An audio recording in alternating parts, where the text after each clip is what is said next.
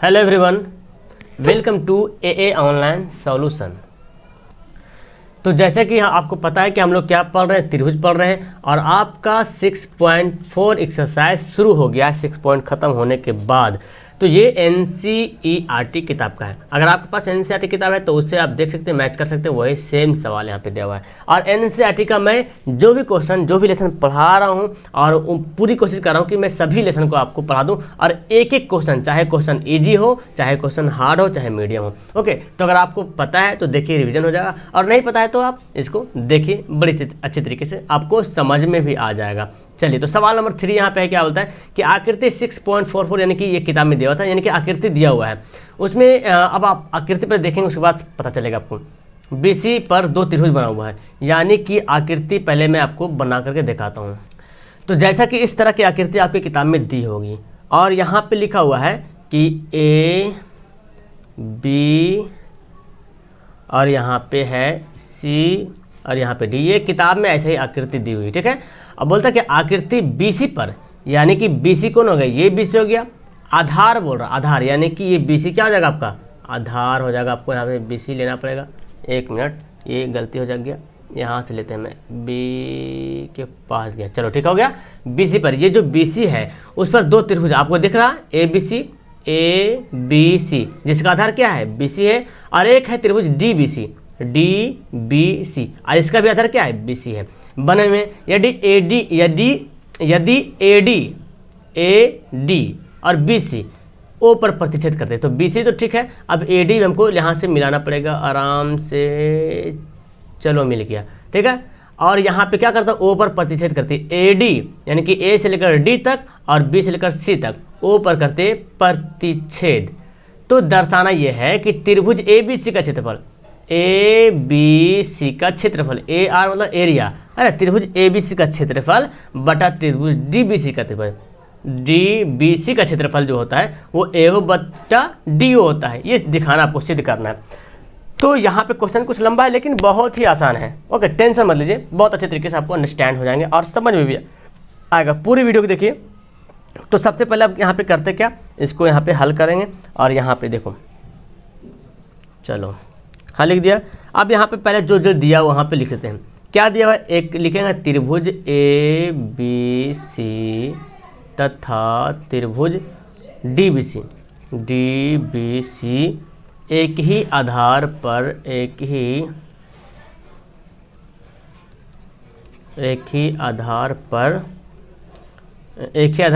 पर, एक मिनट, एक ही आधार BC पर, इसको मिटाते हैं, एक ही आधार BC पर बने 2 त्रिभुज हैं, बने 2 त्रिभुज हैं, ठीक है। ये तो मैंने लिख दिया हूँ। अब नीचे आप फिर क्या लिख देंगे यहाँ पे, तथा AD BC को बिंदु O पर प्रतिच्छेद करती है। ये आपके किताब में ऐसा दिया हुआ है, ठीक है।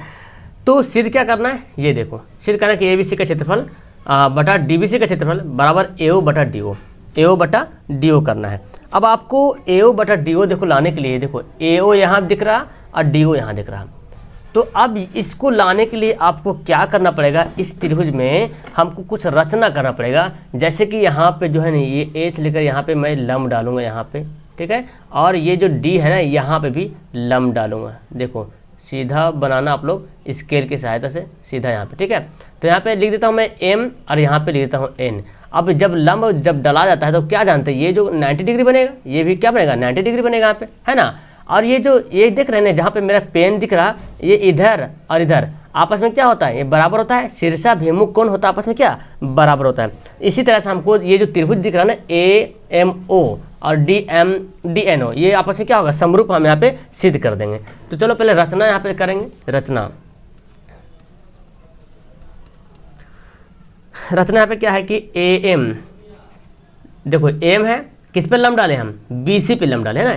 AM लंब BC तथा देखो फिर उसके बाद क्या डालें, DN, क्या डालें, DN, कहाँ लिखेंगे, डी एन, ये किस पर लंब है? डी एन भी तो लंब उसी पे है, वही आधार है बी सी पर लंब डाला।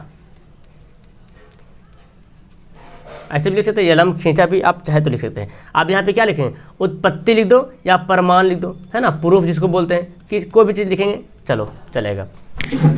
अब यहाँ पे हमको क्या करना है, देखो त्रिभुज ए एम ओ और त्रिभुज डी एन ओ, ये दोनों हमको देखना पड़ेगा। ये दोनों को हमको समरूप सिद्ध करेंगे तो आराम से बनेगा। त्रिभुज ए एम ओ तथा त्रिभुज डी एन ओ में, इसमें आप क्या देख रहे हैं कि कोण M और कोण N जो यहाँ पे बन रहा है, देखो इधर भी तो 90 डिग्री बनेगा, इधर बने या इधर बने, बात बराबर है ना, दोनों तरफ बनेगा 90 डिग्री। तो कोण M यानी कि AMO में एक 90 डिग्री वाला M बन रहा और DNO में N जो है 90 डिग्री वाला बन रहा, यानी कि दोनों त्रिभुज में 90 डिग्री वाला कोण बन रहा। तो ये कोण M जो है कोण N के क्या आपस में बराबर है। क्यों बराबर है? तो यहाँ पे लिखेंगे चूँकि प्रत्येक कोण 90 डिग्री का है। हो गया, ये रीजन हो गया। दूसरा रीजन क्या देख रहे हैं कि O यहाँ पे AOM इधर वाला AOM और N या DON या NOD है ना, DON आपस में क्या है? बराबर। ये इधर कोण आपस में क्या है? बराबर है। और किस तरह बराबर? शीर्षा भिमुख कोण से। तो अब यहाँ पे हमको लिखना पड़ेगा कि कोण AOM बराबर है कोण NOD। देखो जी AOM ये कौन हो गया और DON आपस में क्या है? बराबर है, या NOD लिख दो, कोई दिक्कत नहीं, दोनों से कोई भी लिख सकते हैं। कैसे बराबर? शीर्षाभिमुख कोण से। शीर्षाभिमुख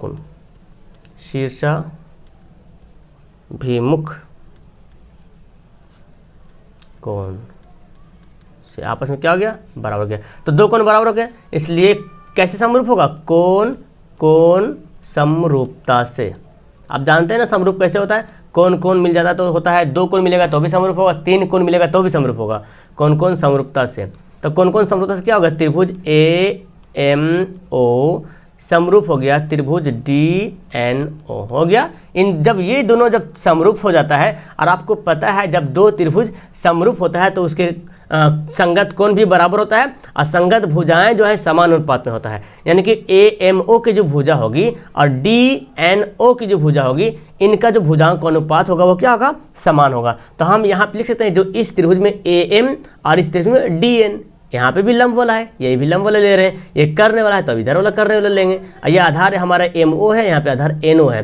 तो अब यहाँ पे लिख सकते हैं AM बटा DN और फिर AO बटा DO यहाँ पर लिख सकते हैं, क्योंकि दोनों की भुजाएं आपस में क्या है? समान अनुपात में है। तो यहाँ पे लिख देते हैं, चलो यहाँ पे लिख देते हैं AM बटा, हाँ AM बटा क्या है? AM बटा DN, AM बटा DN लिख देते हैं यहाँ पे। और ये किसके बराबर है? ये बराबर है AM बटा DN और फिर क्या लिखें? AO बटा DO है ना, AO बटा DO। तो AO बटा DO इसको मान लेता हूँ मैं समीकरण फर्स्ट। हो गया। अब फिर देखें, अब क्या करते हैं ना, अब हमको क्षेत्रफल निकालना, क्योंकि हमको सिद्ध क्या करने बोल रहा? ABC का क्षेत्रफल निकालने बोल रहा और DBC का भी क्षेत्रफल निकालने बोल रहा। ABC का क्षेत्रफल और DBC का क्षेत्रफल, तो दोनों का क्षेत्रफल निकालना पड़ेगा। अब देखो यहाँ पे लिखते हैं, अब क्षेत्रफल त्रिभुज ABC, ठीक है, बटा क्षेत्रफल त्रिभुज DBC। अब आप ही मुझे बताओ, ABC का क्षेत्रफल जब निकालना होता है तो क्या कौन सा फार्मूला लगाते हैं? 1/2 गुना आधार गुना चाहिए। तो 1/2 तो है ही पहले से फार्मूला में। आधार एक कहा ABC, इसका आधार क्या होगा? BC होगा। और ऊंचाई क्या होगा? हमारा यही तो लंब है ना, लंब ही तो ऊंचाई होगा। AM क्या है? ऊंचाई है। तो अब यहाँ पे इसके सामने लिख सकते हैं कि ABC में जो क्षेत्रफल होगा 1/2 गुना आधार हमारा BC है और ऊंचाई क्या है? AM हमारा क्या है? ऊंचाई है, बटा। अब DBC का भी देख लो, DB का भी क्षेत्रफल निकालेंगे तो 1/2 गुना आधार गुना ऊंचाई, तो इसका भी आधार क्या है? BC, क्योंकि पहले बोल दिया कि एक ही आधार पर बना हुआ दोनों त्रिभुज, तो इसका भी BC हो गया आधार, इसका भी BC आधार हो गया। और इसका ऊंचाई क्या होगा? DN हो जाएगा, हमारा ऊंचाई हो जाएगा। तो यहाँ पे लिख सकते हैं 1/2 गुना आधार गुना ऊंचाई dn, है ना, dn हो गया। चलो अब यहाँ पे से आप देख रहे हैं कुछ कटने वाला है ना, कुछ कटने वाला यहाँ पर है, तो 1/2 कट गया, 1/2 कट गया, BC BC कट गया। अब यहाँ पे नीचे एक लाइन और लिख दो, एक दो लाइन और लिखना पड़ेगा। हाँ, क्षेत्रफल त्रिभुज ABC बटा क्षेत्रफल त्रिभुज DBC क्या आया, यहाँ पे क्या बचा, m/dn, तो इधर बचा m, इधर बचा dn बच गया। अब आपको पता है जी, देखिए तुरंत अभी हम बनाए थे m/dn, क्यों बनाए थे, क्या m/dn जो लाए थे वो AO/DO के बराबर में था, यही तो हमको लाना था। तो यहाँ पे लिख सकते हैं कि क्षेत्रफल त्रिभुज ABC बटा क्षेत्रफल त्रिभुज DBC बराबर क्या है, m/dn को am के जगह पे क्या लिख सकते हैं, AO लिख सकते हैं, और dn के जगह पे DO लिख सकते हैं। यही तो बोल रहा है, देखो AO/DO, और ये भी लाने के लिए भी बोल रहा कि AO/DO लाओ, ला दिए हैं AO/DO। तो यही तो हमको प्रूफ करना था, और यहाँ पे हो गया प्रूव्ड। क्या दिक्कत इसमें कुछ हुआ, मेरे ख्याल से आपको बहुत अच्छे तरीके से इसको समझ में आ गया होगा। इसमें कुछ नहीं करना, बस एक रचना आपको करना है, और रचना करके AMO और DNO को आपको क्या करना है, समरूप करना है। अब समरूप करने के लिए तो आप तो माहिर हो गए हैं, है ना, समरूप में तो माहिर हो गए बहुत अच्छे तरीके से। कौन कौन से समरूप करते हैं, कौन से समरूप करते हैं, भुजा भुजा भुजा से समरूप करते हैं, और भुजा कौन भुजा से, ये 4 है समरूप करने का। तो ये जब समरूप हो गया तो इसका समीकरण फर्स्ट मानते हैं, और इसका क्षेत्रफल जब निकालते हैं तो अब देखो हम ये क्यों हमको करना पड़ा, ये वाला रचना क्यों किए, क्योंकि जब क्षेत्रफल निकालेंगे तो आधार तो मिल रहा लेकिन ऊंचाई नहीं मिल रहा। जब क्षेत्रफल निकालेंगे ABC का तो आधार तो मिल जाएगा लेकिन ऊंचाई नहीं मिलेगा, तो ऊंचाई के लिए हमको यहाँ पे क्या करना पड़ेगा, लंब डालना पड़ेगा। ये आपका माइंड में पहले से क्रिएट करना पड़ेगा। तो इस तरह के सवाल आप रिवीजन करेंगे बार बार, तो आपको इस तरह के सवाल में फिर किसी तरह की कोई दिक्कत नहीं होगी। मैं जहाँ तक समझता हूँ कि आपको बहुत ही अच्छे तरीके से इसको समझ में आ गया होगा। चलो तो सवाल नंबर पढ़ते हैं 4, उसको देखते हैं क्या बोलता है उसमें। तो देखिए सवाल नंबर 4 क्या बोलता है, बहुत छोटा सा सवाल है लेकिन आपको दिमाग लगाने वाला सवाल है। देखो सवाल में क्या बोलता है कि यदि 2 समरूप त्रिभुजों के क्षेत्रफल बराबर, यानी कि 2 त्रिभुज हम मान लिया कि ABC, ये दिया हुआ नहीं था, हमको बनाना पड़ा, ठीक है, और PQR, ये दोनों कॉपी पेस्ट है, मतलब सेम टू सेम है ना। तो समरूप त्रिभुज का क्षेत्रफल बराबर है, तो सिद्ध कीजिएगा कि त्रिभुज सर्वांगसम होते हैं। अब समरूप त्रिभुज किसको कहते हैं, सर्वांगसम किसको कहते हैं, ये पहले आपको समझना पड़ेगा। तो मैं आपको यहाँ पर रफ पे समझाता हूँ। देखो समरूप का मतलब क्या होता है कि 2 त्रिभुज हो, 2 आकृति हो, जिसमें क्या है ना, आपका आकृति छोटा बड़ा हो सकता है, आकृति जो है छोटा बड़ा हो सकता है लेकिन सेम दिखेगा। यानी कि ये त्रिभुज है तो ये भी त्रिभुज ही दिखेगा, आकृति छोटा बड़ा होगा, और इसका भुजा का अनुपात क्या होगा, बराबर होगा। यानी कि 1 है, यहाँ पे मान लो 1 1 1 वाला है, यहाँ पे 2 2 2 वाला है, तो मतलब क्या है, सेम अनुपात में काटेंगे तो हो जाएगा। अगर ये आपको यहाँ पे 4 4 4 वाला है तो यहाँ पे 8 8 8 वाला होगा। यानी कि कहने का मतलब है आकृति सेम है लेकिन साइज क्या है, छोटा और बड़ा है, ये समरूप होता है। और सर्वांगसम कहते हैं ना कि जो आकृति है वो दोनों आकृति सेम टू सेम भी है और साइज भी एकदम दोनों का आपस में बराबर है। यानी कि जो आपको यहाँ पे देखने को मिल रहा है, जो लंबाई AB है वही लंबाई PQ है, जो लंबाई BC है वही लंबाई QR है, जो लंबाई AC है वही लंबाई QR है। ये कब होता है ऐसा, सर्वांगसम जब ऐसा होता है तब होता है। यानी कि इस त्रिभुज को उठा करके इस त्रिभुज पर रख दें तब पूरा क्या होगा, झप जाएगा। लेकिन समरूप में ऐसा नहीं होता है, एक छोटा वृत्त एक बड़ा वृत्त, और दोनों में त्रिज्या का अनुपात रहेगा, समान अनुपात में रहेगा। इसका मतलब ये हुआ कि समरूप त्रिभुज में क्या होता है, त्रिभुज सेम रहेगा लेकिन उसका साइज छोटा बड़ा हो सकता है, उसकी भुजा का अनुपात जो होगा क्या होगा, सेम होगा। लेकिन भुजा का अनुपात सेम होना चाहिए, अलग रहेगा तो फिर समरूप नहीं होगा। यानी कि कहने का मतलब है कि अगर यहाँ पे भुजा 4 है, यहाँ पे भुजा दे दे आपको 8, ठीक है। इस तरह से यहाँ पे अगर मान ले कि 4 है, 4 4 8, 4 4 यहाँ पे लिख दे 8 10 12, तो क्या ये होगा, कभी नहीं होगा, ये समरूप त्रिभुज कभी नहीं होगा। सर्वांगसम कैसे होगा, जब 4 4 4 यहाँ पे है तो सब में भी, यहाँ भी 4 यहाँ भी 4 यहाँ भी 4, सब में 4 4 है, तब होगा वो सर्वांगसम। तो अब मेरे ख्याल से आपको समझ में आ गया होगा समरूप और सर्वांगसम किसको कहते हैं। चलो तो यहाँ पे लिखना शुरू करते हैं, आइए स्टार्ट करते हैं। सबसे पहले तो हम मानते हैं यहाँ पे, चूँकि दिया हुआ नहीं तो मानेंगे हम दोनों त्रिभुज को। हालांकि यहाँ पे लिखना पड़ेगा माना कि दो समरूप त्रिभुज ए बी सी तथा त्रिभुज पी क्यू आर है ना। यही तो माना हमको, मान लिए हम, क्योंकि ये दिया हुआ नहीं है, खाली बोल रहा कि दो समरूप त्रिभुज है, तो मान लिया कि ए बी सी या पी क्यू आर दो समरूप त्रिभुज है। अब प्रश्न से क्या बोलता है ये देखिए, प्रश्नानुसार यहाँ पे लिख लेते हैं। प्रश्न से क्या बोलता है कि दोनों जो समरूप त्रिभुज है उनका क्षेत्रफल क्या आपस में बराबर है। इसका मतलब प्रश्न में बोल रहा है ये कि त्रिभुज ए बी सी का जो क्षेत्रफल होगा वही त्रिभुज पी क्यू आर का क्षेत्रफल, यानी कि दोनों का क्षेत्रफल जो आपस में क्या है बराबर है। दोनों का क्षेत्रफल आपस में क्या है बराबर है। अब आप यहाँ पे अंदाज़ा लगाइए, इसको हम ऐसे भी लिख सकते हैं, क्षेत्रफल पहले भी करके लिख सकते हैं। ये जो क्षेत्र, ये जो है ना, ये इसको हम यहाँ पे लिख लाते हैं, यानी कि क्षेत्रफल त्रिभुज ए बी सी, ठीक है, क्षेत्रफल त्रिभुज ए बी सी, और ये जो है ना क्षेत्रफल त्रिभुज पी क्यू आर, इसको हम यहाँ पे लिख लेते हैं क्षेत्रफल त्रिभुज पी क्यू आर, यानी पी क्यू आर का क्षेत्रफल। अब यहाँ पे क्या बचेगा, यहाँ पे कुछ नहीं बचेगा। जैसे कि यहाँ पे देखो आप बनाते हैं ना इस तरह से, x से बराबर y रहता है, तो x से बटा y करते कि नहीं करते, यहाँ पे क्या रहता है, कुछ ना कुछ तो 1 बचता होगा, है ना, बचता है कि नहीं बचता है, बिल्कुल बचता है यहाँ पे। तो इस तरह से जब यहाँ पे करेंगे तो बच जाएगा 1, और ये समीकरण हम क्या कर लेंगे, समीकरण फर्स्ट कर लेंगे।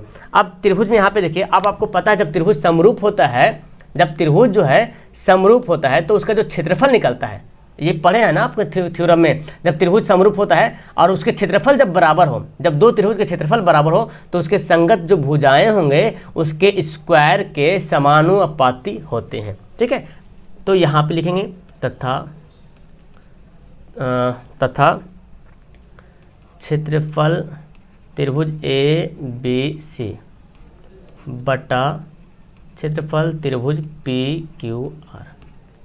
चलो, तो ये क्या होता है, इसका जो क्षेत्रफल होगा, यानी कि ए बी, चूंकि पहले बोला क्षेत्रफल क्या है बराबर है, जब दो त्रिभुज का क्षेत्रफल बराबर होता है तो ए बी बटा पी क्यू का स्क्वायर होगा, वर्ग होगा, ठीक है। बी सी बटा क्यू आर का होल स्क्वायर करेंगे, ए सी बटा पी आर का होल स्क्वायर करेंगे। तो होल स्क्वायर करेंगे या तो फिर ऐसे लिख देंगे ए बी बटा पी क्यू, यानी कि हम ऐसे भी लिख सकते हैं कि ए बी का स्क्वायर बटा पी क्यू का स्क्वायर। अब चाहो तो एक लाइन बढ़ाना पड़ेगा तो एक पूरा वर्ग भी लिख सकते हैं यहाँ पे, है ना, दोनों का स्क्वायर का बराबर होता है। और ये भी भुजा बी सी और क्यू आर, तो यहाँ पे लिख देंगे बी सी का स्क्वायर और क्यू आर का स्क्वायर। और एक कौन भुजा है, एक ए सी है और पी आर है, तो ए सी का स्क्वायर बटा पी आर का स्क्वायर। अब इसको यहाँ पे देख रहे हैं, इसको समीकरण मान लेते हैं सेकंड, ठीक है, समीकरण मानेंगे सेकंड। अब आप क्या देख रहे हैं, समीकरण फर्स्ट में ए बी सी का क्षेत्रफल बटा पी क्यू आर का क्षेत्रफल बराबर 1 के बराबर आ रहा है, और यहाँ भी ए बी सी का क्षेत्रफल और पी क्यू आर का क्षेत्रफल जो है वो किसके बराबर में आ रहा है, ये जो लिखा हुआ इसके बराबर में आ रहा है। इसका मतलब ये दोनों भी आपस में क्या है बराबर है। तो हम लिखेंगे समीकरण फर्स्ट तथा सेकंड से कैसे बराबर हो रहा, समझ में आ रहा कि नहीं आ रहा। मैं इसका एग्जांपल बार बार देता हूँ आप लोग को। जैसे मान लो राम है, राम सीता समान एज का है, दोनों का आयु बराबर है, और बोलता है कि राम मोहन का भी समान आयु है, इसका मतलब सीता मोहन भी समान आयु का होगा। मान लो राम 16 वर्ष है, तो पहले बोलते हैं राम सीता के बराबर है, सीता के इतना बड़ा है तो सीता भी 16 वर्ष की होगी। अभी बोलता है राम मोहन के बराबर है, तो मोहन जब राम तो 16 वर्ष का ही था तो मोहन भी 16 वर्ष होगा, तो सीता मोहन भी तो 16 वर्ष हो गया ना। तो यहाँ पे इससे भी यही पता चल रहा है कि समीकरण ए बी सी का क्षेत्रफल बटा पी क्यू आर का क्षेत्रफल 1 के बराबर है, और यहाँ पे ए बी सी का क्षेत्रफल बटा पी क्यू आर का क्षेत्रफल जो है ये इसके बराबर है। इसका मतलब ये दोनों आपस में कहीं ना कहीं क्या आपस में बराबर है। तो समीकरण फर्स्ट सेकंड से करते हैं, तो यहाँ पे लिखते हैं ए बी का स्क्वायर बटा पी क्यू का स्क्वायर बराबर बी सी का स्क्वायर बटा क्यू आर का स्क्वायर बराबर ए सी का स्क्वायर बटा पी आर का स्क्वायर बराबर क्या है 1 है, क्योंकि पहले बोल रहा आपस में क्या है बराबर है। अब देखो हमको क्या करना है, यहाँ पे ए बी बटा पी क्यू एक बार 1 से लेना है, इसको फिर एक बार 1 से लेंगे, इसको भी एक बार 1 लेंगे। तो पहला केस में यहाँ पे देखते हैं कि ए बी का स्क्वायर बटा पी क्यू का स्क्वायर बराबर 1 हो गया। तो यहाँ पे क्या करेंगे, ए बी का स्क्वायर है, पी क्यू को 1 से गुणा कर देंगे, क्या होगा पी क्यू का स्क्वायर हो जाएगा, स्क्वायर से स्क्वायर कट गया, तो क्या बचा ए बी बटा ए बी बराबर जो है P Q, A B P Q क्या हो गया, आपस में बराबर हो गया। फिर सेकंड केस में देखेंगे यहाँ पे कि बी सी स्क्वायर बटा क्यू आर का स्क्वायर, इसको भी 1 के बराबर करेंगे। तो जब 1 के बराबर करेंगे तो इसका मतलब बी सी का स्क्वायर जो है क्यू आर को भी 1 से गुना कर देंगे तो क्यू आर का स्क्वायर हो जाएगा, और स्क्वायर से स्क्वायर कटा तो यहाँ पे क्या बचा, यहाँ पे बचा बी सी बराबर क्यू आर हो गया। और एक आपका लास्ट बचा ए सी और पी आर।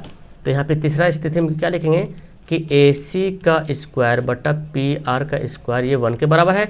अब इसको भी 1 से गुना करेंगे, सेम कंडीशन, ए सी का स्क्वायर बराबर हो जाएगा पी आर को 1 से गुना करेंगे तो पी आर का स्क्वायर हो जाएगा, और स्क्वायर से स्क्वायर कटा तो ए सी बराबर पी आर हो गया। ठीक है, ए सी बराबर पी आर हो गया। तो यहाँ पे तीनों भुजाएं आपस में क्या हो गई, बराबर हो गई। A B B Q, A B जो है पी क्यू के बराबर हो गया, बी सी क्यू आर के बराबर हो गया, ए सी पी आर के बराबर हो गया।